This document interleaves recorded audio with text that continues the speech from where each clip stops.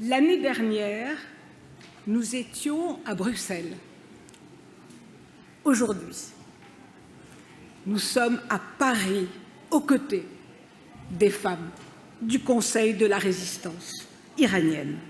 365 jours de combat. Une goutte d'eau pour ces femmes qui, depuis plus de 40 ans, luttent pour la justice, la liberté pour les femmes et le peuple d'Iran. Plus de 40 ans d'exil, de combats inlassables de ces générations de femmes iraniennes qui demandent justice pour leurs 30 000 morts assassinés en 1988, qui exigent la liberté pour leurs sœurs restées en Iran, liberté pour ces jeunes filles et femmes asservies, liberté pour ces fillettes privées d'école et forcées à épouser. Elles sont désormais rejointes par leurs sœurs de l'intérieur qui crient « Femmes, vie, liberté !» Femmes, résistance, liberté, reprennent les femmes du Conseil national de la résistance iranienne. Ce cri traverse les ans et les murailles des prisons. Écoutez, écoutez, Mariam Akbari Mofared, l'entendez-vous du fond de sa geôle crier « Résistance !» Le 30 décembre 2023, elle a entamé sa 15e année d'incarcération. Elle avait 31 ans lorsqu'elle a été arrêtée. Elle en a 46 maintenant.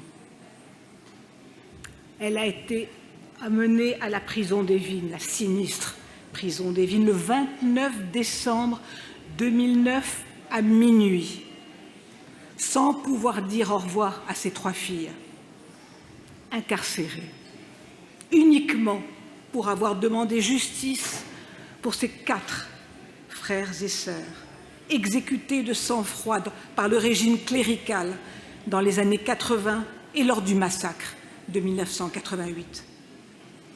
Pour celles et ceux qui l'ignorent, l'un des bourreaux de l'époque s'appelle, écoutez, rappelez-vous son nom, Ebrahim Raïssi, aujourd'hui à la présidence de l'État islamique d'Iran. Honte à l'ONU qui a reçu cet assassin.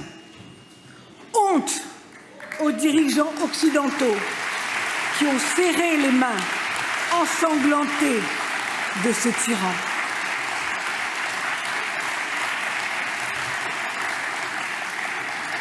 Combien sont-elles en Iran à subir le même sort, sans pour autant jamais baisser la tête et céder face à ce régime assassin? Combien êtes-vous, filles et femmes de la résistance iranienne en France et de par le monde, à sacrifier également votre bien-être, vos vies de famille, pour un idéal auquel vous avez consacré votre vie? Rendre aux femmes d'Iran, rendre au peuple d'Iran sa souveraineté et sa liberté. Vous ne voulez ni chat ni mollah.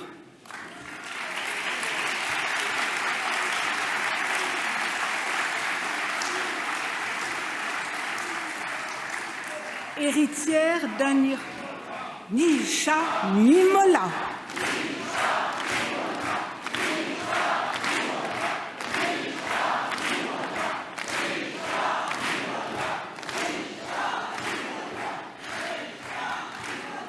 Héritière d'un Iran millénaire où les femmes ont toujours combattu la tyrannie.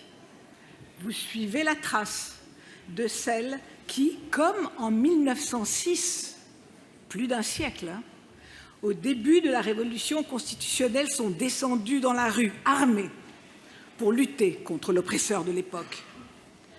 Vous avez eu le courage et la modernité avec à vos côtés des hommes éclairés, que je salue aussi. Vous avez eu le courage et cette grande modernité de vous choisir une femme comme leader, Madame Mariam Rajavi, qui depuis tant d'années prône l'égalité des femmes et des hommes dans un Iran moderne. Il y a bien longtemps qu'elle le prône.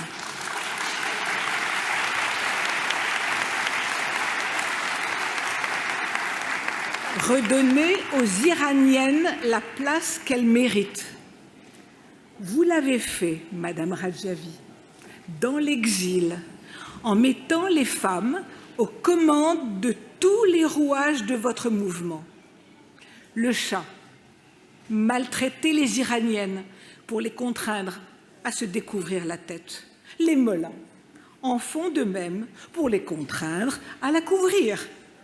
Éternelle et vaine recherche des hommes à asseoir leur pouvoir sur les femmes. Aujourd'hui, les mollahs tremblent, ne savent plus comment contrôler cette lame de fond que vous, Iraniennes, incarnez et qui va tout balayer. Ils ont massacré 30 000 membres des Moudjahidines du peuple en 1988. Ils ont continué à travers les années comme en 2019, n'hésitant pas à tirer sur une foule pacifique, tuant 1500 manifestants et manifestantes. N'ayant pu vous réduire au silence, ils essaient désormais un nouveau stratagème.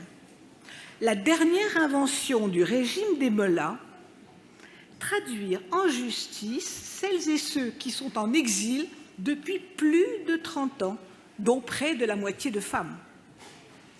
L'incrimination, être ennemi de Dieu et mériter donc les pires châtiments. Je ne peux m'empêcher à cet instant de penser à un dicton populaire qui dit « Ce que femme veut, Dieu le veut ». Puisqu'il se réfère à Dieu, peut-être faudrait-il le leur rappeler. Mais revenons à cette sinistre farce qui a pour objet à l'évidence de tenter de discréditer la résistance iranienne et ses membres auprès des pays et institutions d'Europe.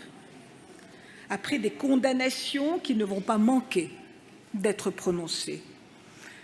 Quel mépris à l'égard de nos dirigeants européens de croire qu'ils pourront être ainsi manipulés. Une fois de plus, les mollahs se discréditent, se ridiculisent pour faire face à l'indomptable force des femmes iraniennes. À quelles extrémités ce régime n'en est-il pas réduit?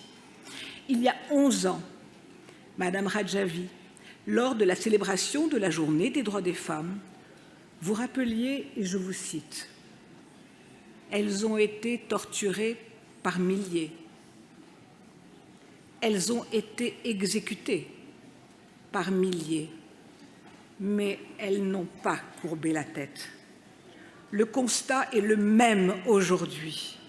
Seules, face à un monde occidental si frileux, les Iraniennes se dressent. Face à l'ennemi de l'intérieur, aucune torture, aucun mur de prison, et même la mort ne les feront fléchir. Elles savent qu'elles vaincront. Demain, après-demain, dans un an, ou plus, qu'importe. Bien sûr qu'elles vaincront. Et jusqu'à la victoire, nous serons à leur côté pour crier « Femmes, résistance et liberté !»